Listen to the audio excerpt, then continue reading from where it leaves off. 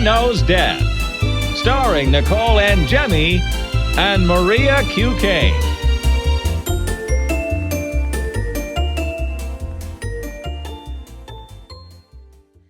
Hi everyone, welcome to Mother Knows Death. This week's story of the week is a 77-year-old murder, but it's still in the headlines because it hasn't been solved yet. Ray, you want to talk about it? Yeah, so this past Monday, January 15th, was the 77th anniversary of the Black Dahlia Murder. For those of you who are not familiar, you must not be a true crime fan because this is one of the most famous true crime cases of all. This 22-year-old woman, Elizabeth Short, her body was found cut in half, drained of blood, organs moved around, a smile carved into her face. Very disturbing case to see. This poor woman and her child walked upon the scene, thought it was a mannequin lying in the ground, only to realize it was this woman. So this case was in Los Angeles in 1947. It is one of the oldest popular cold cases in true crime history. There's much speculation about who committed the crime and how it was done, but it's kind of been all over the place and there's no conclusive answers. And now that I think it's safe to say that whoever killed this poor woman is probably dead, this case will never really officially be solved. Yeah, so we did, since it was the 77th anniversary, we are doing in the Gross Room a 2-part high-profile death dissection, going through all of the details of the case, exactly what happened. So that's what we did this week. And then next week, we're going to go over the autopsy, what they found in the autopsy, and why that was significant. And also, we're going to talk about the investigation and why it's still a cold case. I think one of the most shocking parts of the investigation is that there is a man who is convinced that his father killed this woman, and he has a pretty convincing story. But then there was another book written about another person who also, there is a very convincing story that he was the one that killed her too. But just even to read the autopsy report and just about the details of this case, it's very, very disturbing how this woman was killed. And she was killed in such a way that with such precision that they believe it was a person that had medical or anatomy knowledge as far as how well she was dissected, basically. And just other disturbing parts of the case, she had a tattoo on her leg, apparently, that was carved out and shoved into her vagina. And she had, like Maria said, a smile carved into her face, which is called a Glasgow smile. And it's a very specific injury that was common in the early 20th century with gangs. And it still continues today, but it's when you cut someone from the corner of their mouth to their ear, and it creates a smile. And the thought is that you torture the person and you either punch them, kick them in the genitals, stab them, or do something to make them scream. And when they scream, this incision rips open even further, causing really horrible scars if you actually survive it. But I thought that was one of the most interesting parts of this case because of the time period it happened. What's the significance of that when it was popular in another country and it really wasn't a popular thing to do here? The whole case is just, it is so bizarre, and it's sad that she'll never get justice, But another interesting thing, though, is that she really wanted to be a Hollywood actress, and she became super famous in her death, which is an interesting thing.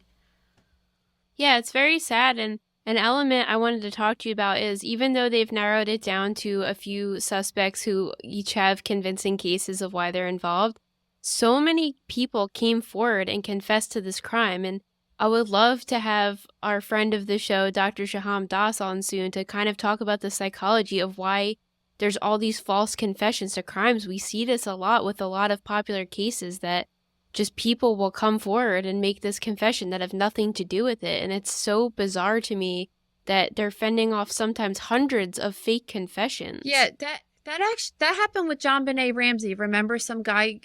Yeah.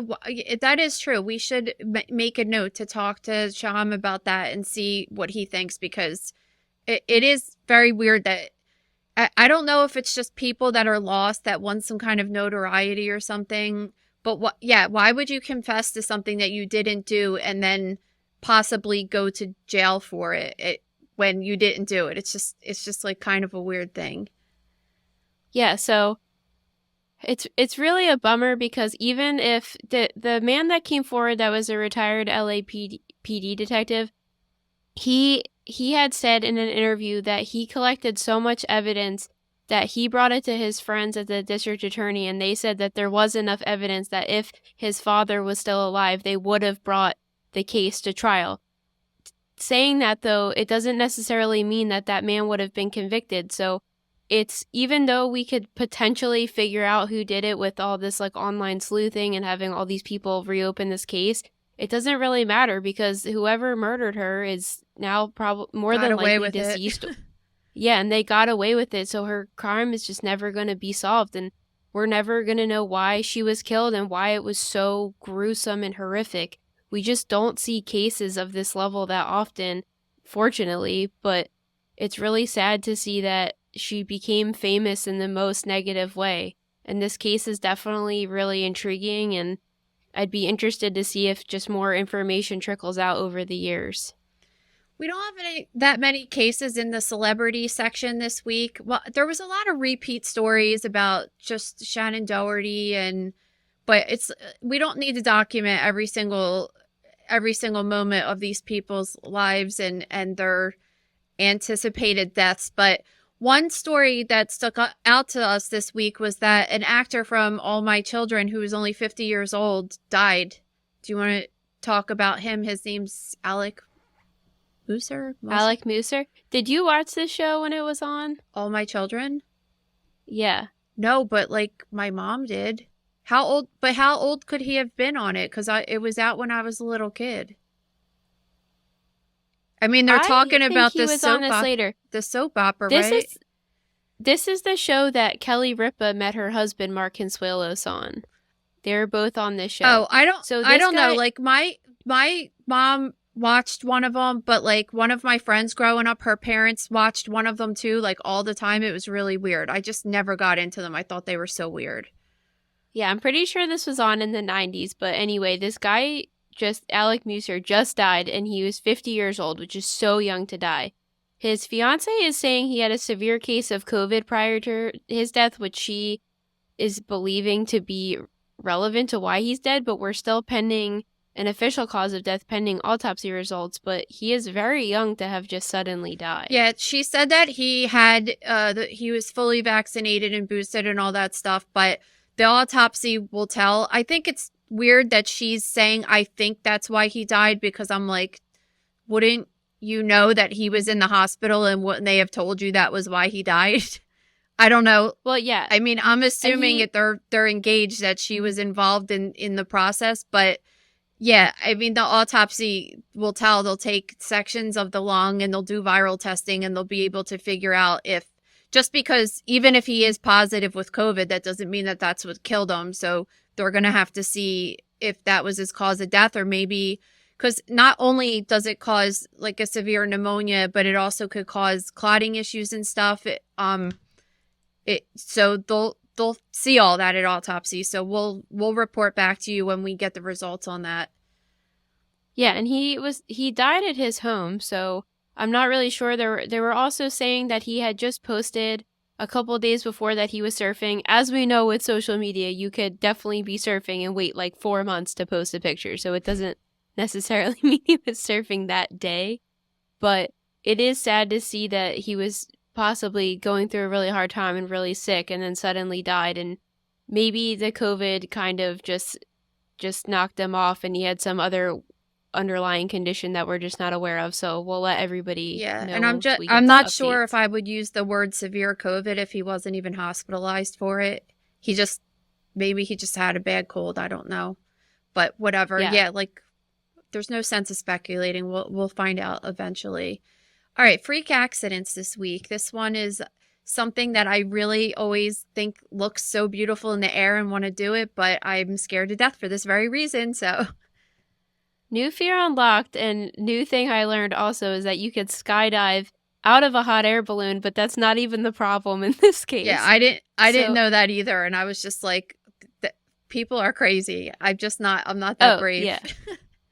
So 13 people were on board of this hot air balloon in the Arizona desert. 8 of those were skydivers that successfully jumped out and completed their journey shortly after the real issue began. So something happened that caused the balloon to crash into the desert terrain, and the 5 remaining people on board, out of the 5 remaining people on board, 4 of them died and 1 is in critical condition. Yeah, I don't want to survive something like that. I guess there's different ways that you can die. You can get, I think one got like wrapped up in electrical wires a couple years ago, right? Which I don't even want to think about that, but there could be fires and just blunt trauma from falling from a really high height. Kind of surprised that someone even did survive, but maybe they won't even pull through. I don't know. I mean, hopefully they do, but I can't imagine what their story is going to be telling this. It's just so scary. But I mean, if you ever look at them up in the air, they just look so cool and so beautiful. And obviously so many people do it all the time and they don't have any problems, but it's just kind of this thing that doesn't need to exist, and it's a huge risk. And I don't know, but I imagine that if you actually did it, like what if you go up and you freak out so bad because you're so high and you're like in the corner of the basket crying? Okay, that's what I picture I would be doing. So I have this like pop culture moment ingrained in my brain, which is, remember I used to watch as a little kid that Amanda show with Amanda Bynes when she was a little kid?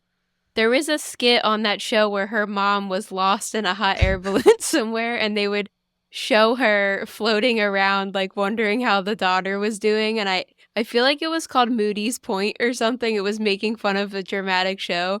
But that's like permanently in my brain associated with hot air balloons.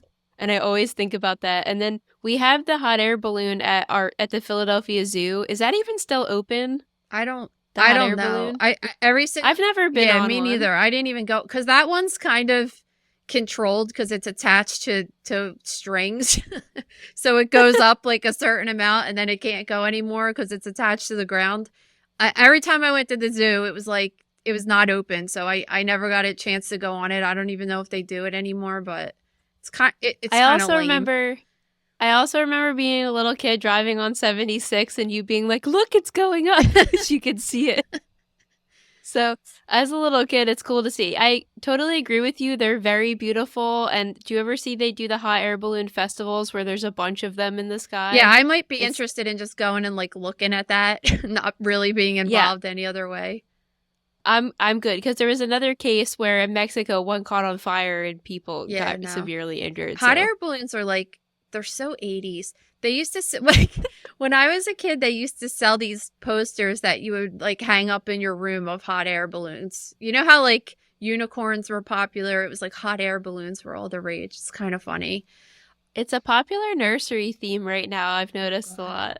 All right, so everything old is new again. This next freak accident it's scary, and I feel like even though the mom was probably mostly in the wrong in this case, I feel like this is something that probably could have happened to me because I just feel like it's easy. Well, I'm thankful you said that because I was going to bring the point up as well. Yeah, so let's tell you what happened. So there was this family in Charlotte, North Carolina, and they wanted to go out to lunch. So they went to this place that was called the Common Market, and it is described as an uncommon convenience store, deli, and bar. So first, if I'm traveling and I read that, I want to go to a place like that because I want to go to somewhere fun. When it says uncommon, I would just think that they had, I don't know, some like fancier food or something. As instead of a club sandwich, it might be like curried chicken club sandwich. I wouldn't expect what happened. So the mom went with her young son, and they bought these freeze dried Skittles, and the kid wanted to try them. And we were just on a trip, and the freeze dried candy was like all the rage on the whole trip. So this same exact thing happened to me. The kids were like, "Could we get these freeze dried peach rings or whatever?" And I'm like, "Okay, sure." and they bought them. I didn't look at the bag. I mean, we were in a candy store, so maybe that's why. I don't know. I didn't look at the bag to see like what was in it or whatever. But so she buys these Skittles for her kid, and the kid eats the Skittles, and then it ends up that they're THC. They have the Delta 9 THC in them, and they're like weed candy. And the kid ate most of the bag and obviously got really high and really sick. Yeah, so this kid learned about, I'm assuming where the girls also learned about it, which is YouTube. Well, I'm not assuming. This kid said he learned about freeze-dried candy on YouTube, and that's why I'm assuming the kids learned about it on there too, right? So he sees these on the counter, and it was freeze-dried Skittles, and he wanted to try them. The mom thought nothing was wrong with it. Each adult at the table ate 1 to 2 pieces, but he ate around 40 pieces of this candy, right? And nobody thought anything was wrong. Which is also just something that would totally happen in our house. Like, I would be like, oh, let me try that. And then it's too sweet or something, and I don't want it. And the kids will eat the whole bag, right? I mean, listen, like, there's a couple candy, like Skittles, real Skittles, for example, I'll eat a couple pieces, but I've just been recently introduced in the last year to Nerd Clusters, and I'll eat the entire bag in one sitting. Ew. So, totally see how it could happen. But they didn't really realize anything was wrong until he started exhibiting symptoms. So, yeah, it turns out it's this Delta 9, which marijuana sales are illegal in North Carolina, but there's this loophole where they could sell, I guess, extracts of THC, which Delta 9 is considered, even though Delta 9 is the component of THC that makes you high. So I don't really get it, but it's the same weird thing with CBD, which I don't know if you've ever had CBD, but I've had it in the past, and I feel like it's almost more dangerous because it makes your body really lethargic, but your mind isn't quite there. So that's kind of really scary for me because I don't think you realize the two aren't too like in connection with each other. But okay, so this article showed a picture of the packaging. So this is exactly where the story. So when you hear the first part of the story, you're like, oh my God, this is like a problem. But then when you see the photo of the packaging, then you're like, okay, like. You're like, come on. You didn't know this was weed candy. You're kind of dumb right now. All right, describe it. What was it called? I don't. Did you write down the exact It was like Skittles. Like yeah. It didn't say Skittles. It was like ZZ Skittles. Yeah, it was like Skizzles. Yeah. Like, and then it was Skizzles, and then there was a picture of a man. And then there was a logo with a marijuana leaf. It was like a it. biohazard label with a giant weed leaf. And then on the back, it was like Delta THC. This is the dose. Like, if any person just looked at the bag at a glance, you would know what it was. So, all right. On one end, the store clerk is in the wrong because they did not card the person as they should have carded them per the store's policies, even though Delta 9 is legally sold in North Carolina. Okay, but what if this lady was 45 years old? Like, do you have to card people? Really? Yeah, exactly. I believe with alcohol, if anybody, well, I know with alcohol, at least in our area, if somebody's under 30 years old, you have to card them if you think they look under 30, not under 21, under 30. So I don't know if it's the same with weed. I feel like with weed, everybody has to get carded no matter if they're 95 years old. But maybe this person was like, I'm definitely safe because this person's of age. They didn't say anything. That's not their problem to be like, you know, you're buying weed candy, right? Because the package is clear as day that it's a marijuana-based product. So I'm sorry, but I'm not siding with this lady on this. It's just because we travel, you know, not a lot, but we travel with the kids and stuff. And it's like, I don't know. I personally wouldn't think that a convenience store would just sell that kind of stuff on the edge.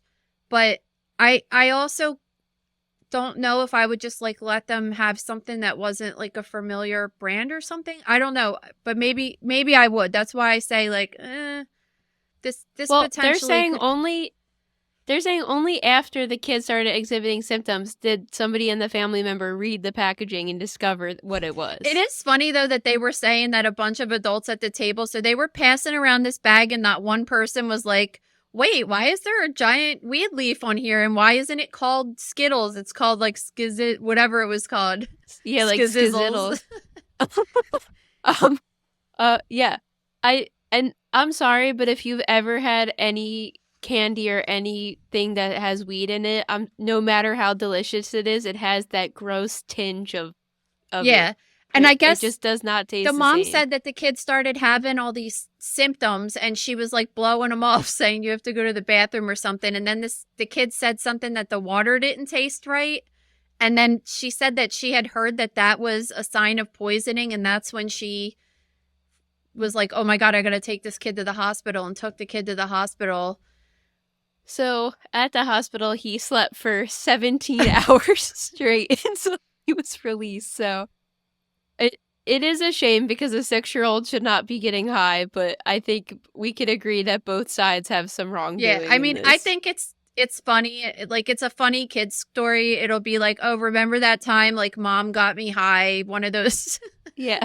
one of those good kid stories. But and luckily we could like laugh about this because the kid just ended up sleeping for a whole day and like he's fine. But it's scary in the sense that like how easily we talked about this with when we were talking about poisonings and everything, that how scary it is that people can give you drugs, poison, and you eat it you trust that what you're eating. And I mean, the kid was poisoned essentially, and that's scary. And luckily it all worked out well, but yeah, I'm good. I am good. Listen, if this happened to me, I'd be super embarrassed about it, and I wouldn't be going on TikTok being like, listen, I'm a horrible mom. Like, I let my kids eat some shit. I didn't even read the bag, whatever. Well, but I'm glad I she think did. I think she was going on TikTok as like a PSA, but it's like, lady, you didn't read the label. So what do you... And they're called like skizzles. They're not regular candy. Yeah, I don't... It looks exactly like every other type of weed it's candy. in like, it wasn't the bag like a brown bag color with an like, you just don't normally buy candy that looks like that. I don't know. Listen, like, you can, I don't know what to say. I don't want to completely blame her because I think the same thing could probably happen to me. I'm glad she told everybody, so now people know. All right. So the next story in Freak Accidents is another one that has a happy ending, thank God. This mom was driving around with her daughter in the back seat, and a tire popped off of a car that was going in the opposite direction and went over the median and smashed into the windshield. Luckily, it hit on the passenger side of the windshield, and luckily the child was in the back seat of the car. Guess who I sent this story to today? Who? Gabe, because he always lets the kids drive in the front seat when I'm not in the car, and it drives me fucking crazy because I'm like, they're not old enough. They shouldn't be sitting there. But he wants to be like dad hero of the year when he picks the kids up from school and like, ooh, I let you sit in the front and your mom doesn't, whatever. But they said that the police were like, thank God she was in the back seat because the windshield, the most damage was right to the passenger seat. And well, yeah, scary. They always ask me to sit in the front seat when I drive them, but I'm still scared of you, so I don't. I always say no. Like, if which it's stupid. If we're going to softball that's like around the block, like I'll be like, okay, you guys could, which is just dumb because an accident can happen anytime. But I won't even go on a major road because I always just go down a rabbit hole and stuff, and there's just no reason for it. That's if it's like, oh, we have too many kids and this and that. If there was like a reason for it, it would make more sense. But I don't know. But the one of the reasons I wanted to put this story in here is because when I was in PA school, one of my friends, LP, she was at the medical examiners rotating there, and there was a case of this happening on 95 in Philly. A tire popped off of a car, or maybe it was a truck. I don't know what it was, but it went over the median and hit the windshield, and the guy was driving and it like knocked his head off. It was that hard. Like, he went to the medical examiner's office and he was dead. And apparently it seemed like his wife was in the car and witnessed it, and just just terrible. And it's always been a fear of mine since LP told me about that autopsy, because, you know, it happened on a highway that we travel to all the time. It was like right near the airport. Yeah, this is some total like Final Destination death, like so weird, horrible, but at least in this case, these two were okay. Yeah. And their car. And you need to look up the article and look at their car, because you would be like, holy shit, like how scary is that? This episode is brought to you by Stink Bomb. Valentine's Day is less than a month away, and Stink Bomb has a variety of options as the perfect little gift for a loved one. Yeah, if you don't really know what to get someone in your life, especially someone that has a stinky job like a nurse, a doctor, anyone that works in the hospital really, or even more important, like a new parent that's changing diapers, this would be a hilarious gift to get a new dad who is just totally skeeved out by changing a diaper. Yeah, Stink Bomb has a variety of different gift packs. They have the mom pack, the dad pack. They have a fruit basket, which would be super cute to give someone. They have a happy hour with a Moscow Mule, Irish cream, pina colada, bourbon flavor. There's really a scent for everybody. So check out stinkbombodorblocker.com and use code MKD15. Thanks, Stink Bomb. Let's get started with violent crimes. I feel like we should have an asshole of the week category, because we have just certain stories where these people are just so unbelievable, and I can't believe that these are even things that really happen. Yeah, this lady definitely deserves asshole of the week for sure. So this happened in June of 2023. This woman was living with her boyfriend in Newcastle, Pennsylvania. The boyfriend had visitation rights of his 18-month-old daughter that weekend. So he goes out to the store, and the girlfriend calls and says something's wrong with the baby. When the guy returns home, the baby's unresponsive, 911's called, and the baby's rushed to the hospital. 4 days later, the baby dies. So the girlfriend says that the child had hit her head, quote, cramped up and fell off the bed, and therefore became unresponsive. The autopsy showed, however, that the child had ingested numerous water beads along with button-shaped batteries, a metal screw, months before she died, and then determined that her cause of death had been from consuming acetone. Yeah, and this not only is this lady an asshole, but she's stupid. She's a stupid ass, as Papa would say. They started unraveling what happened to the child, because number one, if you said that a kid hit their head and you do the autopsy and there's not a single bump on their head, then it's going to be a little bit suspicious. But on top of that, she had all of these crazy searches on the internet, and she was looking for things that were common household items that were dangerous and harmful to children, looking for toys that are harmful for children. And she was really doing research to find out how she could accidentally kill this kid. And so let me tell you about some of the things that they found in her blood. Obviously, she had a fatal level of acetone, which is a common chemical that's used to take off nail polish. So they figured out that this woman was feeding this child acetone or nail polish remover. And then the other things that they found were the button batteries. So when a child ingests these button batteries, they can erode inside of the GI tract and cause a perforation and ultimately cause death. And these are like the little tiny silver batteries that they're called button batteries because they are the size of a button. And they're common in like little remote controls and stuff. And that's why you shouldn't give a baby that, because if they put everything in their mouth and the battery could get accidentally ingested. And the water beads we talked about too around Christmas time, because that's another common thing that children play with. These they're like sensory beads. They're these small beads, and when you put them in water they expand, and kids like to play with them. Like older kids like to play with them, but younger kids, if they put them in the mouth, the little tiny beads then expand in the GI tract, and they could cause an obstruction, which then could also cause a perforation, which could also lead to death as well. So this woman was intentionally letting this child either play with these things or actually feeding these things to this child. And the child, if they're saying that these items were there for months, it means that they were stuck in there and had some kind of an obstruction or something like that, that they noticed at autopsy. And it's just terrifying to think that if you have a boyfriend or you have a husband and you guys break up or get divorced, and then you have to send your kid to visitation to another house, that some other person there would be harming your child when they're not in your custody. It's so scary.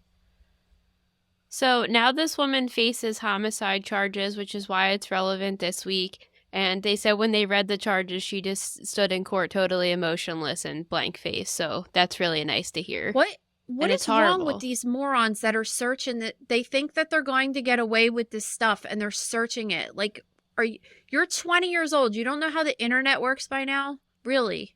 Yeah, you don't know clearing your history doesn't erase it. Once you type something in, it's there forever. It doesn't matter. What a moron. People are serious idiots, so we're deeming this lady asshole of the week. An idiot of the week. All right, the next case that we're talking about is also a really old case that happened in 1968. This guy who has been called the Butcher of Bellerose is walking free.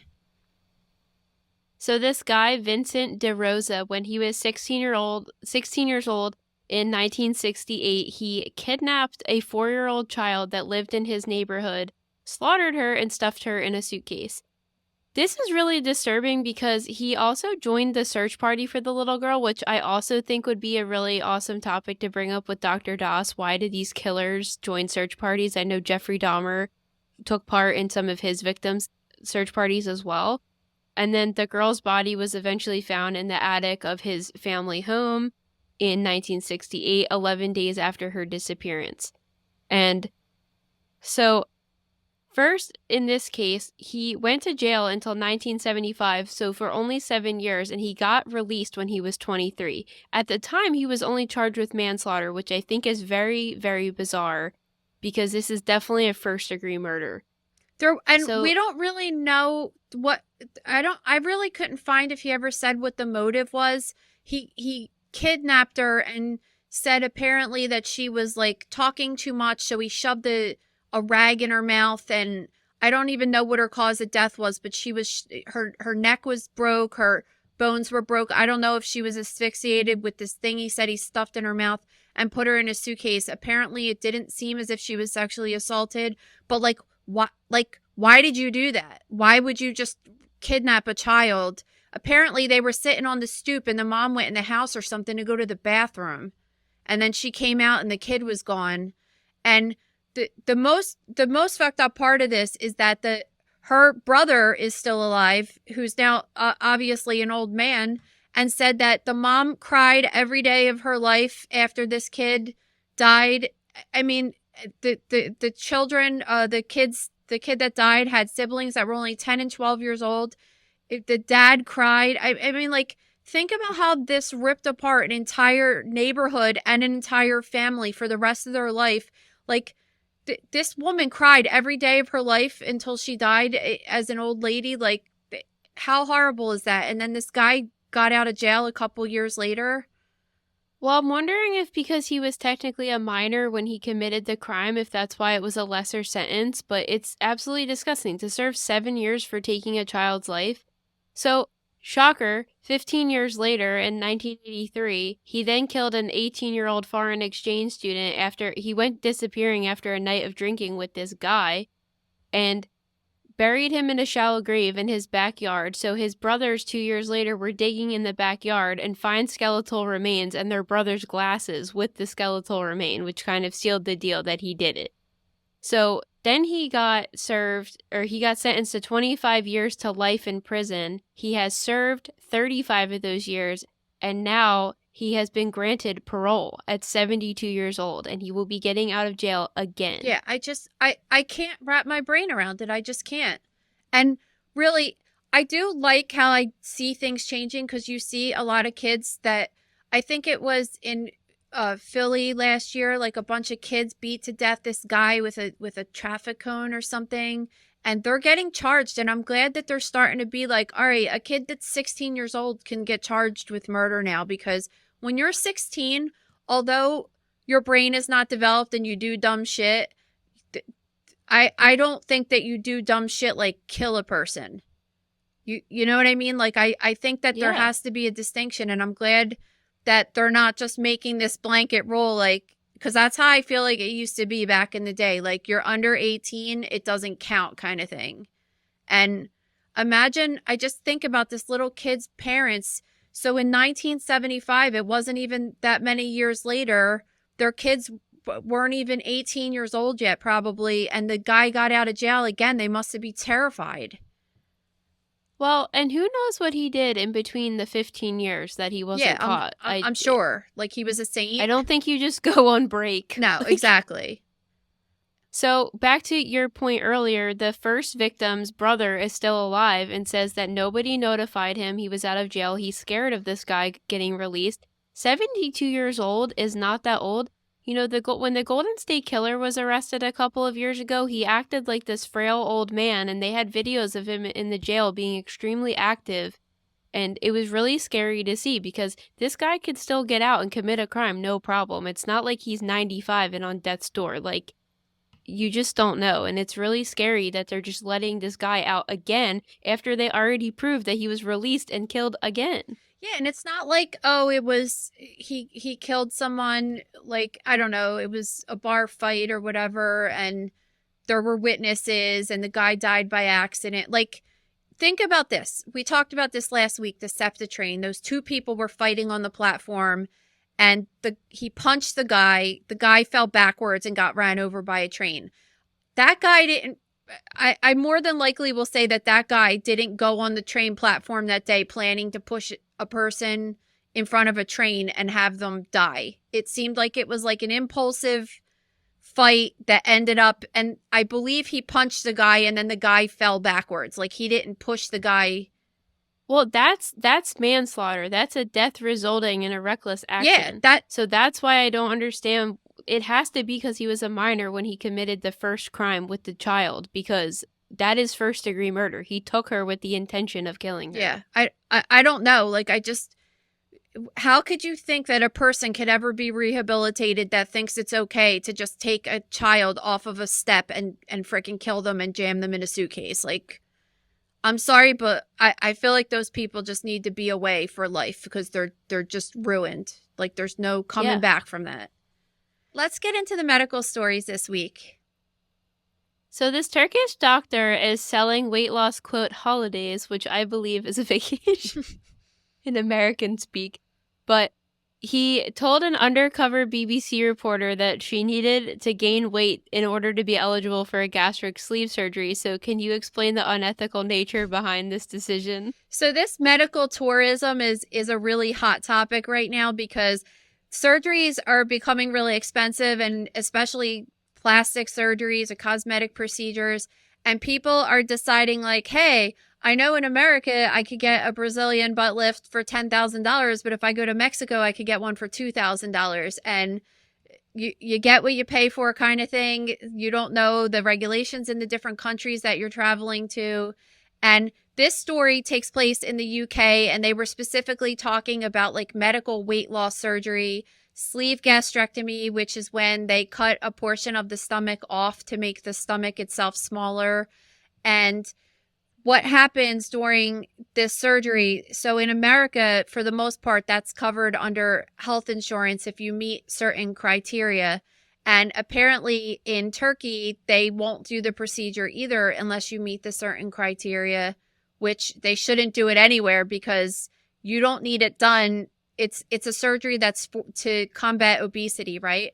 So this person from the BBC reporter, she went and pretended like she was going to go get this done. And when she went there, her BMI was only 24, I think it was. It was pretty... Yeah, 24.4. Yeah, and it was normal. So that's like a normal weight. And she went, and the guy was like, well, I'm going to schedule you for surgery, but you got to make sure that you gain weight because your BMI has to be 30. And it just seems it's so unethical to say, hey, you're a normal weight, but gain this weight in order to get this surgery done so I could get paid. And the thing is that in the UK, this reporter was saying that it's between 10 and 15,000, with their money's pounds, right? Yeah. 10 to 15,000 pounds to get this surgery done in the UK. But in Turkey, you could get the same surgery done for 2,000 pounds. So they were just going undercover to be like, well, what's going on at these shady like things, right?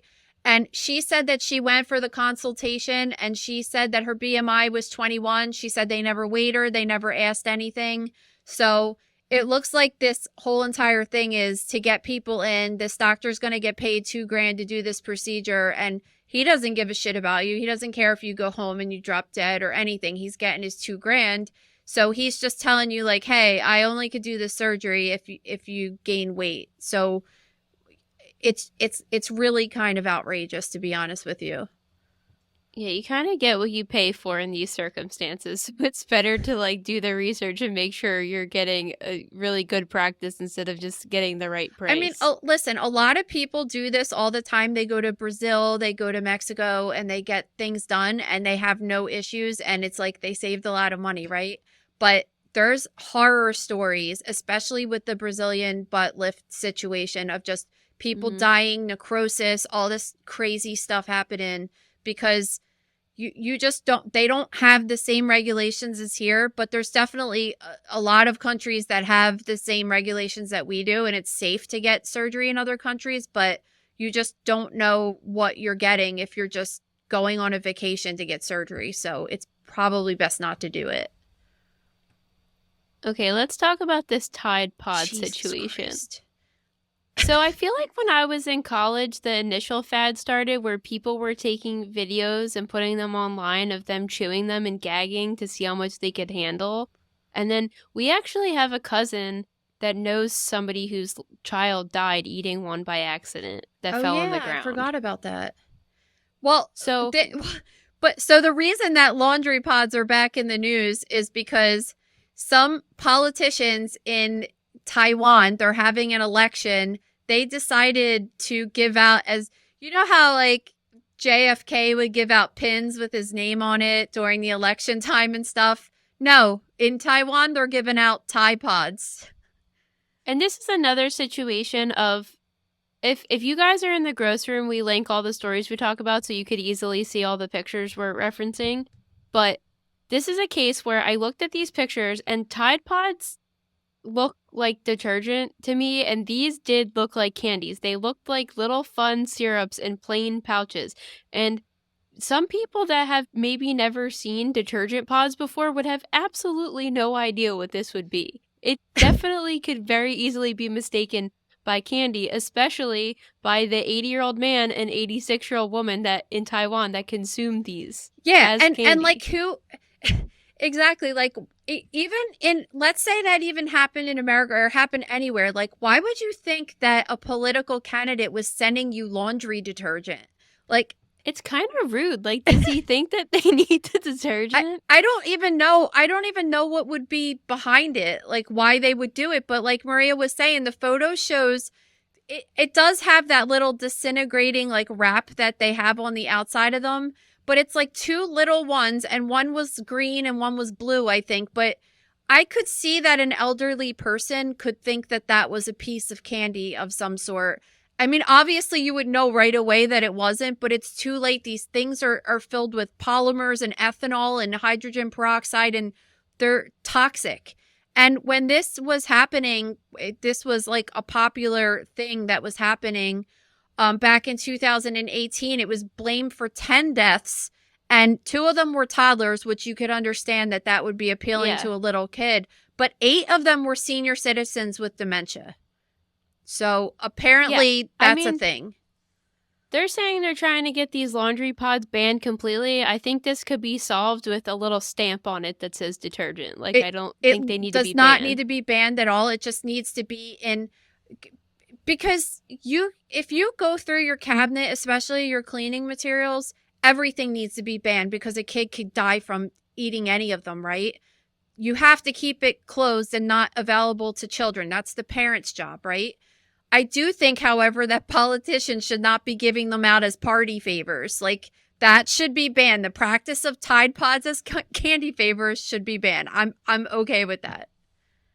It's very weird to just give somebody detergent. I'm sorry. Like, I think it's kind of really rude. That they're probably thinking like, hey, laundry detergent's really expensive. If we give this person like a load of free laundry, then maybe they'll vote for us. I don't know what the thinking is.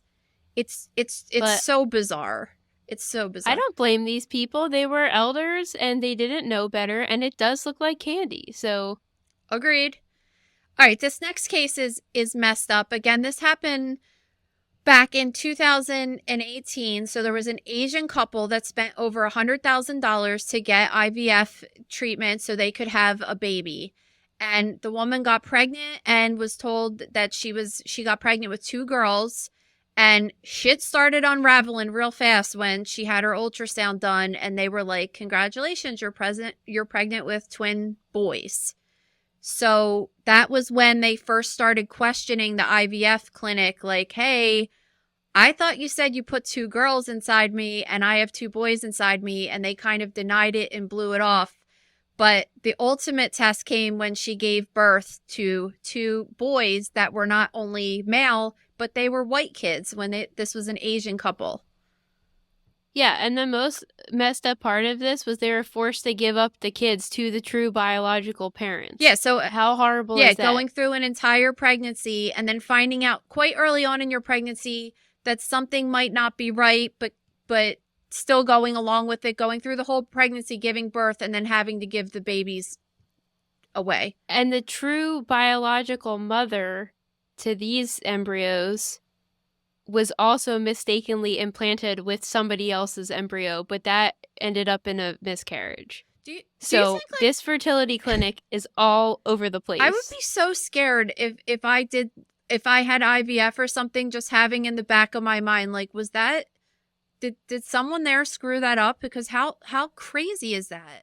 And especially if you went to that particular clinic, I would be like getting DNA testing done and stuff.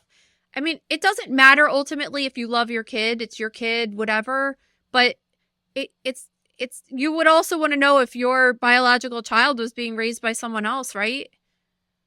Well, yeah, I think there's many problems in this. The first couple that gave birth, like the woman went through the entire experience of thinking she was going to become a mother, having her body change, delivering the babies, only to find out that they're not hers, and then she can't even keep them. There's this component of it where there might be a switch up and you could deliver the wrong baby, but you raise that kid as your own, and who cares, because a kid is a kid and you want to form a loving bond with them. But to give birth and then have to immediately give them away, how could you ever get over that? I don't know. You would have serious issues. Yeah, it's like a life ruining event, and plus, who knows? And maybe she couldn't have any more kids or something. Like, it sucks. Yeah, and if you're going through, I think that, I don't want to say this about everybody, but I want to say if most people going through IVF, I assume, have had issues with natural conception, which is why they're going this route. So it's not only enough that you have to go through this whole mental game of I can't get pregnant naturally, but then finally there's these medical advancements that allow you to do it anyway, and then you can't even keep the babies, and it makes me sick to my stomach thinking about it. And then this clinic is just totally blowing them off. Like, this is 100% not acceptable. No, it's not. But they're gonna get theirs, and it's gonna be good. I mean, they can prove all of it, so You just can't. You can't make errors like this. These companies don't have these systems in place to make sure this doesn't happen, and it's really disheartening. It's crazy that you can do this technology and get someone pregnant under a microscope and inject them and this and that, and then you don't take simple precautions as to how not to mix up the specimens. Like, it's the simplest thing in the world. It's just crazy.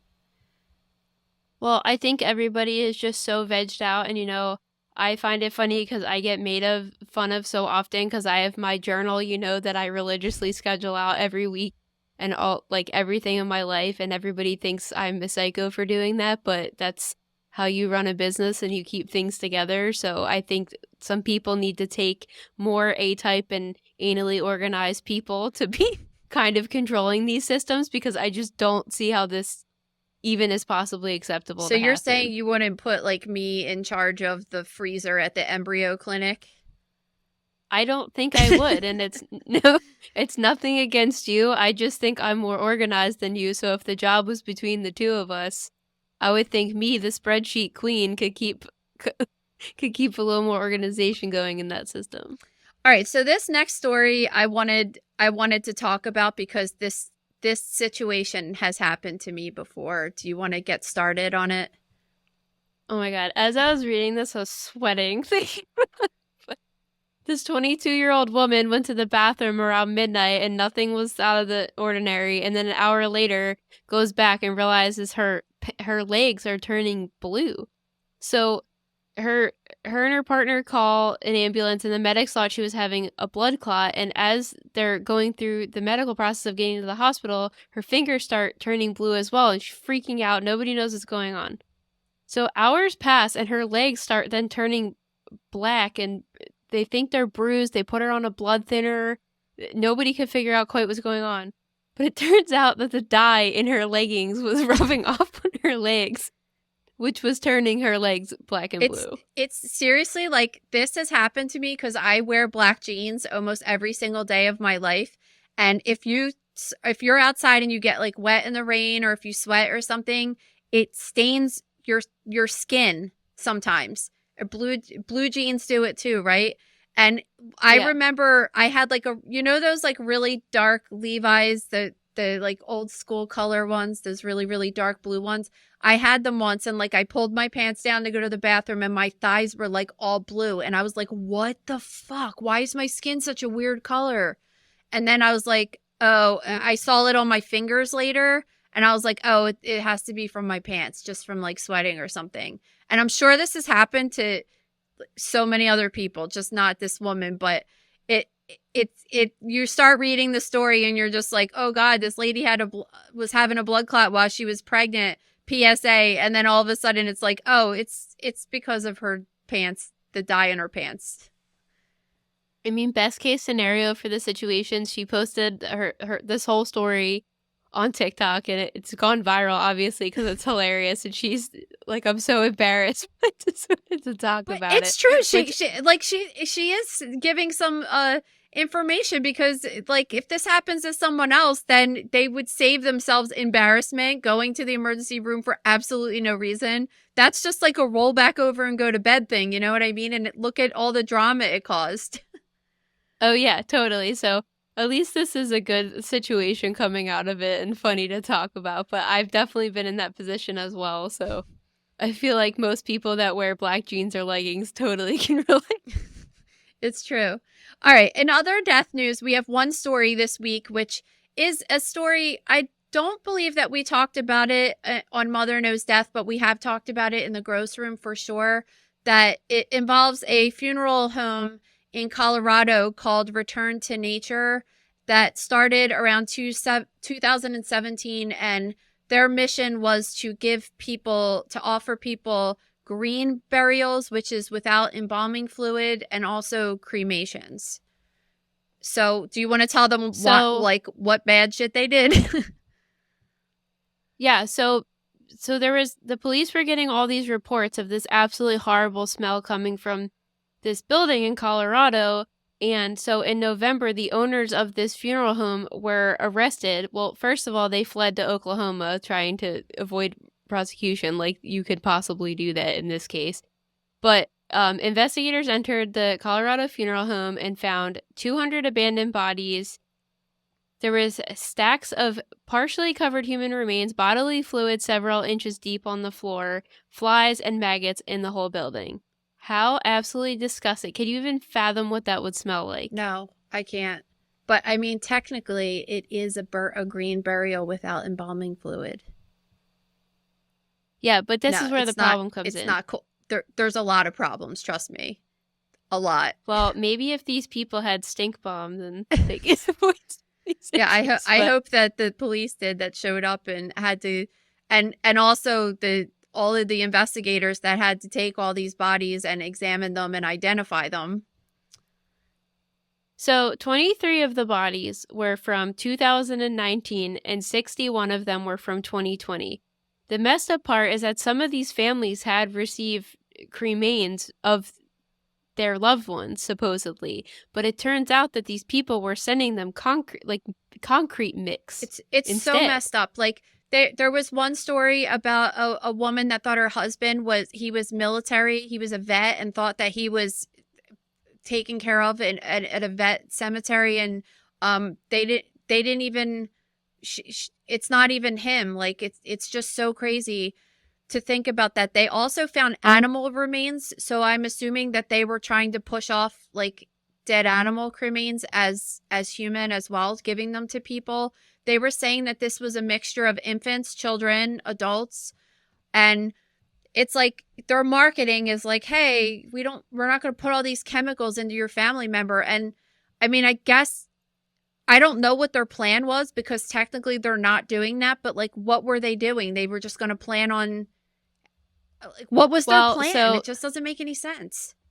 Again, idiots were texting each other about it, so obviously that's been pulled up, but the police found texts between them showing that they were under financial pressures.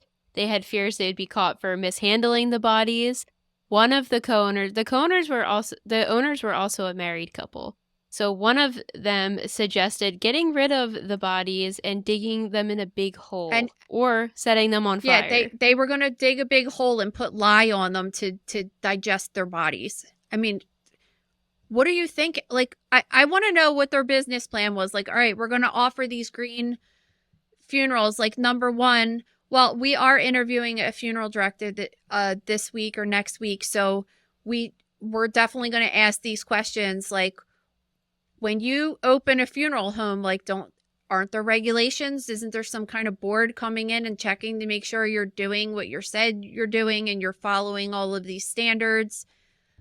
I don't know what their plan was. Well, I feel like there has to be some inspection service, but I don't know. We could confirm that in the interview tomorrow. But also, I wonder if these bodies were stored in a building that was off premise of the funeral home so that they wouldn't get caught, because then they would pass all the inspections because they wouldn't be looking in a random place. Yeah, I just think, though, even with the inspections, they're not like, okay, like, what's your procedure? Like, when you accept a body, like, where is it going? Unless they were just playing the part and collecting the money so they didn't have to pay for the other stuff. I mean, I understand that that's probably what they were doing, but especially if you work in the funeral industry, you know what happens when humans decompose and stuff. I mean, you're talking like that amount of bodies, 200 bodies decomposing like that would smell very far away. It wouldn't be like from here to the next door neighbor's house. You would be able to smell it from a distance away, especially on days where it's like really windy or something. Just like, what are you thinking? Like, what did you think was going to happen with this? That nobody would ever figure this out?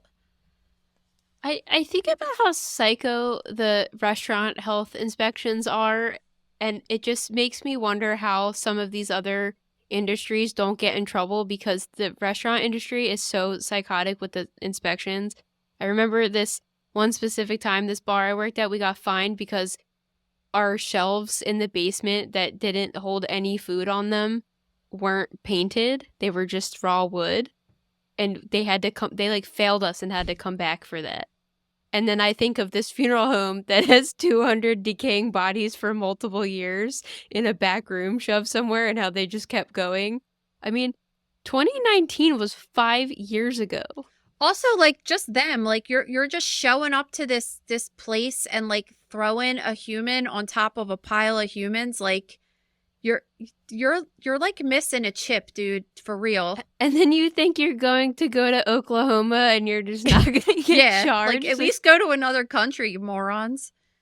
Yeah, so now they're accused of abusing corpses, stealing, laundering money, forging documents.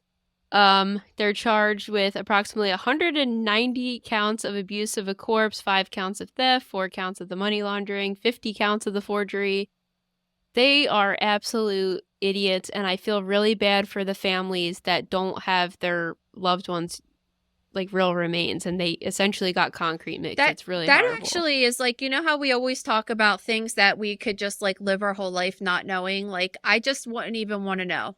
I wouldn't want to know. Yeah. Like, and I know that they have to notify you and everything, but like, that's like a life ruining thing for people. Like, if I had sent like my family member there, and just knowing what I know about like what this visual scene was, and thinking that like my dad or anybody was like under a pile of decomposing people in a pile of like necrotic slop like that, it just would like it would just be permanently in my mind all the time. Like it would just be so upsetting. And just thank God that this neighbor called the police and was like, what is that smell? And then imagine being that neighbor that smelled that all the time. She probably smelled it for a very long time before they decided to call, because that's usually what happens. And then finding out that you're smelling people that are decaying.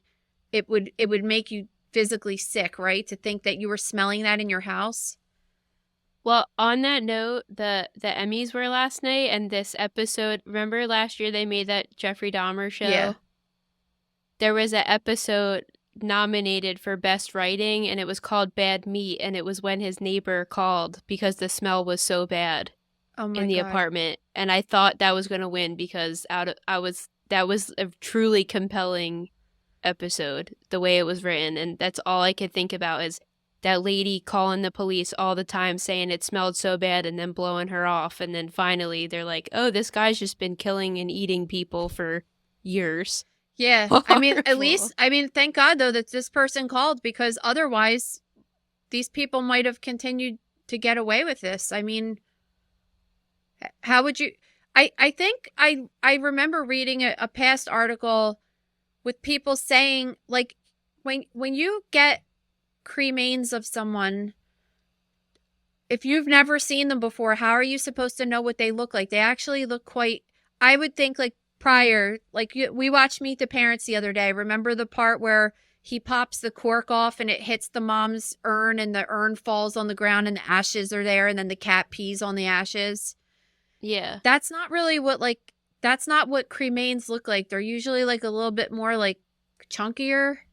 There's like, I mean, it's not like, it doesn't look like cigarette ashes like you think it would look like, you know? Yeah, like you are familiar with it, but I would have zero idea, and I don't think I'd be Googling what it looked like if I wasn't talking about it. Now I'm going to, because we're talking about it and I'm curious, but I don't think in a normal setting, if I had a loved one die, I'd be like, this might not be them. Let me look. And how are you going to trust, even if you sent your relative to them so they started in 2017 and they're saying the oldest bodies dated back to 2019. How are you going to trust in that 2-year window that you got services done there, that you actually received the right process and you have your loved ones and they weren't just disposing of the bodies the whole time? Oh, pretty much anybody that's ever been sent there has to consider it a wash, because how would you know? And how many bodies are they getting there a year? I don't know. I don't see, there has to be some mental illness or something going on. I just don't see how you could just keep collecting bodies. And don't you think if you got to a point where you had one body and you couldn't handle the services or you couldn't afford it, that you would have to just shut down your business? People are so weird about stuff like that. It always amazes me when you have like a couple, especially, that two people come together and say like, you know what, this is how we're going to handle this. We're just going to put them in this giant barn and start stacking them on top of each other and closing the door. Like, and both of them were like, okay, that's a good idea. Let's keep doing that. Yeah, that's what I'm saying. I think there's just something really deep going on, and it's all going to come out in court, because I don't know. I'm thinking if they fled, they're going to try to plead not guilty to this because something's clearly not right, but you never know. I would be interested in watching a trial of this magnitude, but I also don't think we should waste the resources on people like this when they're so clearly guilty. All right. On to our questions of the day. Every Friday on the @MotherKnowsDeath Instagram, we put up a little question box. Your guys' questions are awesome every week, but we can only pick a couple to answer. So our first one this week is, have you ever served as an expert witness in court? No. I don't think that's... Would you be interested? No. I'm pretty sure, because we're, like, for malpractice purposes, we're covered underneath of the physicians that we work for the most part in the hospital. So I don't think, like, I don't know of any PAs that have for pathologist assistants anyway. But I'm not saying that PAs don't do that. I'm just saying that in particular, like, that's never been a thing that I've ever been asked to do, or anybody that I know in my profession has been asked to do. All right, next. Are you a medical examiner? No. So a medical examiner would be the one that would testify at court. I'm not a medical examiner. A medical examiner is like probably one of the most highly trained doctors that could be out there, and I'm certainly not one of those. A medical examiner goes to medical school for 4 years, then does a pathology residency for 4 years, and then does additional forensic training on top of that before they're even allowed to be a medical examiner. And they are the ones that perform the autopsies, but also determine the cause of death for forensic autopsies mostly, but obviously they do natural ones too, because sometimes you don't know if a death is suspicious or not. So the medical examiner would do the autopsy and say, oh, they had cancer, but they just have to rule out that there wasn't foul play or anything. But no, I'm not a medical examiner. How do we pick guests excluding the people that we already know? So I just am interested in so many different things that I want to share with you guys that are really cool. And especially, I have so many questions. So for example, tomorrow we are interviewing a pretty famous funeral director, and I have a lot of questions to ask her because I've been doing autopsies for so many years, and I never really sat down with a funeral director and had all of these conversations about things I've always had questions to. And I know everybody has questions too. And then there's just like all this other stuff that you didn't even know existed. So I'm going to ask her a bunch of questions that I have questions to. There's all these, we just hear all of this cool stuff and we meet all of these cool people, and that's how we decide like what we're going to share with you. So we're going to, Dr. Shaham Das wrote a book called In Two Minds that we loved, and we loved talking to him in the gross room. So we're going to have him on soon. Well, hopefully if he says yes, we have to ask him still, but, we love him, and he's a forensic psychiatrist, and just his perspective on life is great. His perspective on criminals is great, because a lot of times, you know, we're sitting here talking about this lady that gave this baby acetone and button batteries, but he might be like, oh no, she's got this and that. And sometimes you almost feel a little bit of sympathy for these criminals he talks about because of their mental. They're not just like all of them. They don't have the devil in them. It's like they just have some psychiatric illness, maybe schizophrenia or something, that has them hearing voices to do something. And then you feel terrible for them because imagine hearing someone talk into your ear all day, telling you to do horrible stuff. It's like, it's not their fault. It's like something's wrong with their brain, just like something would be wrong with their pancreas or their lungs. So he has a really interesting perspective because he's worked in a forensic psychiatric hospital, has been punched in the face by people, worked with killers, and just has a really interesting perspective. So we always just think of like, wow, that's cool. People might want to know that because it's not common knowledge. So I guess that's how, and obviously like, I have great connections with great people who are like, hey, you might want to interview my friend. They do this or they do that. And then, of course, suggestions from you guys all the time. Yeah, we're really lucky to have you guys suggesting a bunch of people, which is how we lined up with our interview happening tomorrow. We'll keep that still under wraps, even though you could probably figure it out.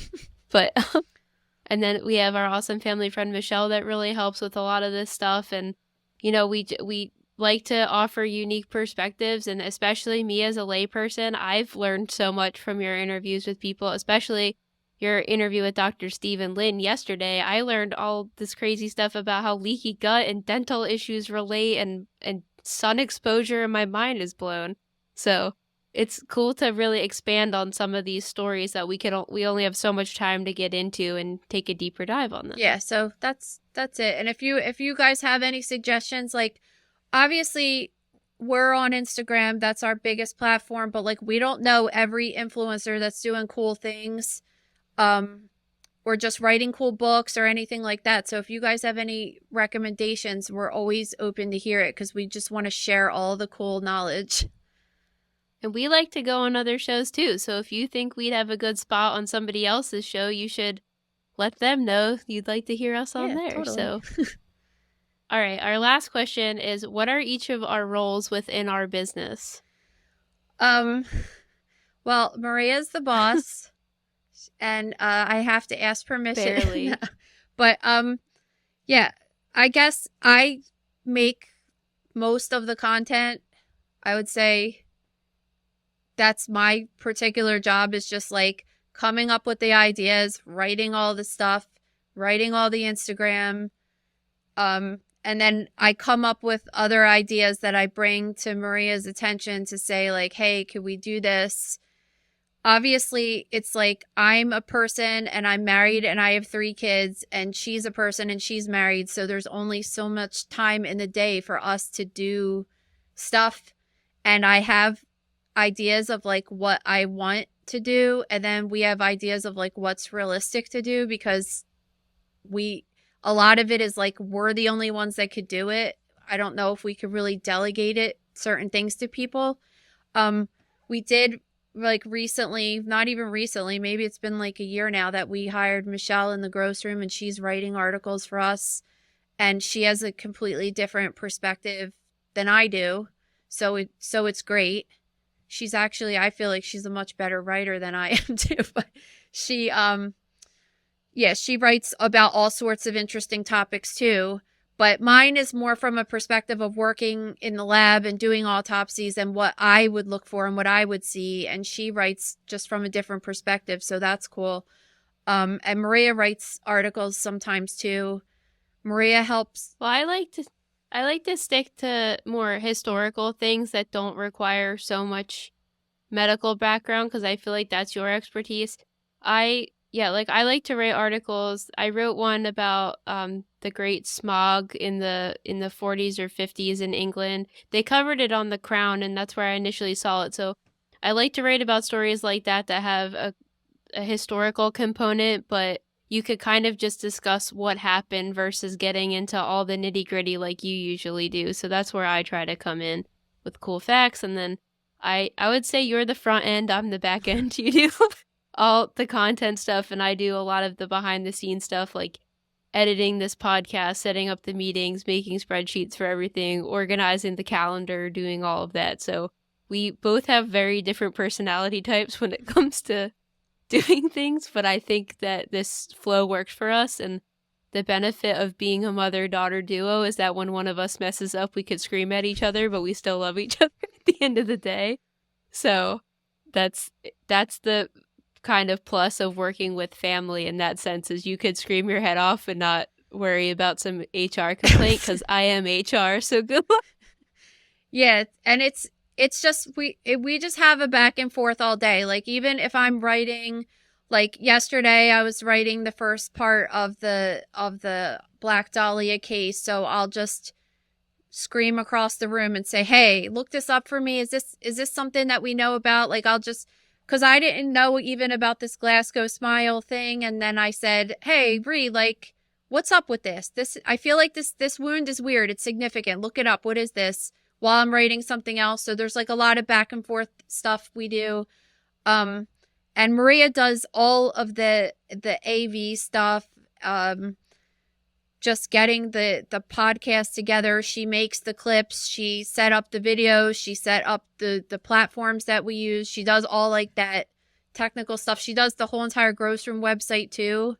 Yeah, so we shockingly, well, I'm sure some people can't tell, but I can't believe that when we record this, we're not together. You're in your space, I'm in my space. We're not in the same area. So we're not in the same house, we're not in the same place. So that's been fun, technically, learning how to do that. But and her yelling at me every time, like, will you fucking get a new computer? Your computer's too old. It's too slow. Get a good computer. It's like Groundhog Day. But it literally is. But yeah, and then we do really work together every single day in person, except for the day we record this. Yeah, and then the weekends, like Saturday and Sunday, you don't come to my house either, but we usually see each other because we're family. Imagine spending 40 hours a week with your mother. It's really horrible. Like your mom makes you lunch some days and buys you lunch the other days, and you never have to buy your own coffee, and let's go on and on about this. You can come to work in your pajamas. You do make an exceptional latte, I will say. So I am very grateful for that. And the days you don't, you buy me bubble tea. And again, I'm very thankful. So no, we have a really good dynamic, and it is really just us two. And then Michelle helps us with some content and other little things. So thank you guys for your patience all the time, because I know it's frustrating at times, but we have a lot going on. There's a lot happening. There's a lot of content being put out, and it's only us two, so there's only so much we could do. Yes, thank you for your patience. We appreciate all of you listeners, and we're stoked to do this show, and it's been a really cool couple of months so far. Yeah, it has. We've been having a great time doing this. All right, well, thank you guys so much. It's snowing where we live, and we're having a nice little cozy snow day recording, so I hope wherever you are, you're having a nice little day. So we will see you guys next week with our interview with our secret guest and our next episode. So bye. Bye.